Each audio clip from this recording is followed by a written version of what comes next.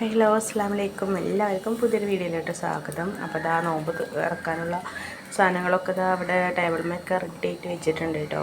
അപ്പോൾ അത് അടുത്ത വീട്ടിൽ നിന്ന് കൊണ്ടുവന്ന് ചീരക്കഞ്ഞിയാണ് കേട്ടോ. നല്ല ടേസ്റ്റ് ഉണ്ടായിരുന്നു. അപ്പോൾ ഇവിടുന്ന് ഫ്രൈഡ് റൈസ് ഉണ്ടാക്കണം കേട്ടോ. അപ്പോൾ അതിന് വേണ്ടിയിട്ട് ചിക്കൻ ഒന്ന് വേവിച്ചെടുക്കാൻ കേട്ടോ. നേരത്തെ കാണിച്ചില്ല, അത് ഞാൻ ബോട്ടിയാണ് കേട്ടോ. ബോട്ടി നന്നായിട്ട് കഴുകി വൃത്തിയ ശേഷം വീണ്ടും മഞ്ഞപ്പൊടി ഇട്ടിട്ട് ഒന്നുകൂടെ തിളപ്പിച്ച് വെള്ളം കളയാൻ വേണ്ടിയിട്ട് വെച്ചതാണ് കേട്ടോ. അപ്പോൾ ഫ്രൈഡ് റൈസിലേക്ക് ഇപ്പോൾ നമ്മൾ ചിക്കൻ നന്നായിട്ടൊന്ന് വേവിച്ചെടുക്കണ്ടേ ആദ്യം. അപ്പോൾ അതിന് വേണ്ടിയിട്ട് കുക്കറിലിട്ടൊന്ന് വേവിച്ചെടുക്കുകയാണ്. മഞ്ഞൾപ്പൊടി മസാലകളൊക്കെ ഇട്ടിട്ടൊന്നുണ്ട് വേവിച്ചെടുക്കുകയാണ്. പിന്നെ ഇപ്പോൾ തരിക്കഞ്ഞി ഉണ്ടാക്കിയിട്ടുണ്ട് കേട്ടോ. അതിൻ്റെ റെസിപ്പി ഞാൻ കാണിച്ചിട്ടില്ല. അപ്പോൾ അധികം റെസിപ്പി തരിക്കഞ്ഞിട്ടൊക്കെ എല്ലാവർക്കും അറിയാം കേട്ടോ. അപ്പോൾ ഇതാ അതിലോട്ട് കാഷ്നട്ടും കിസ്മിസൊക്കെ ഒന്ന് നെയ്യിലിട്ടൊന്ന് വാട്ടി അതിലോട്ട് ഇട്ട് കൊടുക്കട്ടെ. ഒന്ന് കുറച്ച് കൂടുതൽ തരിക്കഞ്ഞി ഉണ്ടാക്കുന്നുണ്ട്. നിൽക്കാൻ്റെ കൂട്ടുകാർക്ക് വേണമെന്ന് പറഞ്ഞിട്ടേ, അപ്പോൾ അവർക്കും കൂടെ ഉള്ള തരിക്കഞ്ഞി ഉണ്ടാക്കുന്നുണ്ട് കേട്ടോ. അപ്പോൾ അത് ആ ബോട്ടി ആയിട്ടുള്ള മസാലകളൊക്കെ തയ്യാറാക്കുകയാണ് കേട്ടോ. അപ്പോൾ അതിന് വേണ്ട സവാളയും കാര്യങ്ങളൊക്കെ ഉണ്ട്. അപ്പോൾ അത് ഞാൻ ബോട്ടിൽ ഇട്ടിട്ടുള്ള മസാല മഞ്ഞൾപ്പൊടി, മുളകും പൊടി, മല്ലിപ്പൊടി, പിന്നെ ലേശം മീറ്റ് മസാല ഇട്ടുണ്ടായിരുന്നു കേട്ടോ. പിന്നെ സവാളയൊക്കെയാണ് ഇട്ട് കൊടുത്തിട്ടുള്ളത്.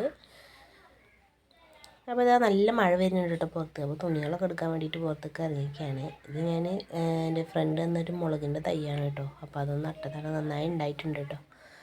അപ്പോൾ അതാ നമ്മളെ നോമ്പറക്കലൊക്കെ കഴിഞ്ഞിട്ട് ചില വീഡിയോസൊക്കെ മിസ്സായിട്ടുണ്ട് കേട്ടോ.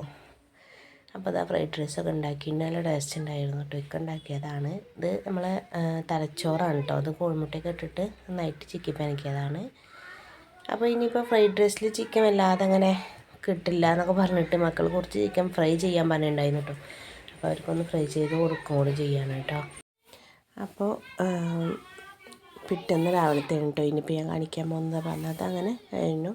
പിറ്റേന്ന് താത്താനും ഉമ്മാനൊക്കെ വിളിക്കുകയാണ് കേട്ടോ. അപ്പോൾ അവർക്ക് വേണ്ടിയിട്ടുള്ള നോമ്പ് തുറ സ്പെഷ്യലാണ്. ബിരിയാണി തന്നെയാണ് കേട്ടോ ഉണ്ടാക്കുന്നത്.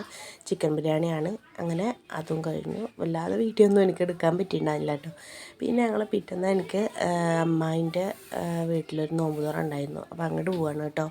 അവരുടെ വീട് പറഞ്ഞാൽ നല്ല ഭംഗിയുള്ളൊരു സ്ഥലത്ത്, അതായത് ഞങ്ങളൊക്കെ വീട് സിറ്റിയിലായ കാരണം അങ്ങനെ മെയിൻ റോഡും വാഹനങ്ങളൊക്കെ എപ്പോഴും പോയിട്ടും അതായത് ഭയങ്കര ഡിസ്റ്റർബ്ഡാണ്. പക്ഷേ ഇവരുടെ വീട് എന്ന് പറഞ്ഞു കഴിഞ്ഞാൽ ഈ പാടത്തിൻ്റെയൊക്കെ നടുഭാഗങ്ങളിലായിട്ട് നല്ല രസമാണ് കേട്ടോ അവിടേക്ക് പോയാൽ.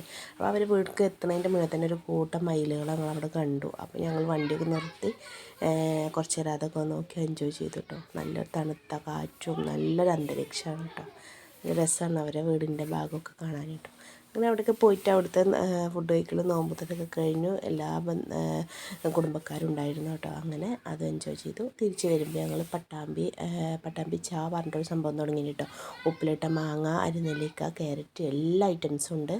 അപ്പോൾ അവിടെ കയറിയിട്ട് അത് ഒന്ന് വാങ്ങിച്ച് കഴിച്ചു. ഇഷ്ടമുള്ളത് നോക്കിയിട്ട് എല്ലാമൊന്നും കഴിച്ചില്ല, എന്നാലും നമുക്ക് ഇഷ്ടമുള്ളത് സെലക്ട് ചെയ്തിട്ട് ഓരോന്നൊക്കെ ഒന്ന് വാങ്ങി കഴിച്ചിട്ടുണ്ടായിരുന്നു കേട്ടോ. അപ്പോൾ ഇന്നത്തെ കുഞ്ഞു വീഡിയോ ഇത്രയേ ഉള്ളൂ.